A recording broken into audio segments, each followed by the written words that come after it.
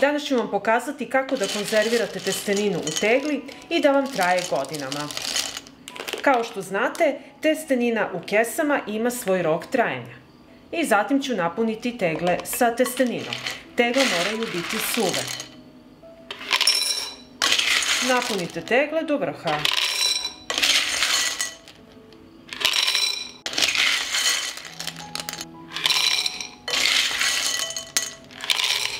I evo napunila sam teglu sa testeninom i tako ću odraditi sve tegle.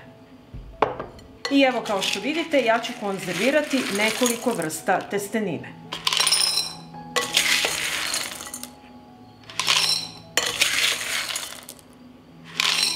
I evo napunila sam tegle i poređat ću ih na pleh od rerne. Zajedno sa teglama sterilisat ću i poklopce, ali njih ću izvaditi posle 10 minuta. Tegle stavljam u hladnu rernu. To je jako bitno da tegle ne bi pukle. Uključujem rernu na 100 stepeni i ostavit ću tegle unutra da budu 90 minuta. Vreme računajte od trenutka kada se postigne temperatura rerne. Poklopce izvadite posle 10 minuta. Nakon 10 minuta izvadit ću poklopce koji su bili na 100 stepeni Celzijusovih.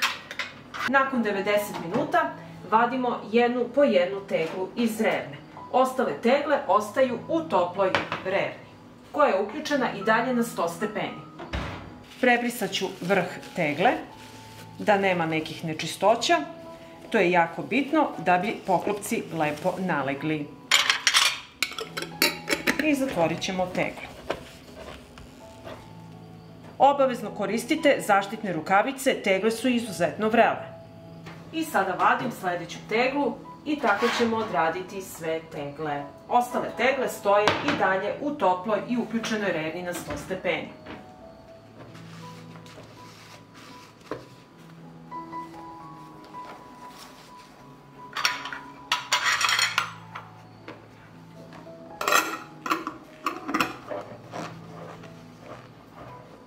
I kada se tegle ohlade, središnji deo poklopca će utonuti ka dole. I znate da je procedura uspela.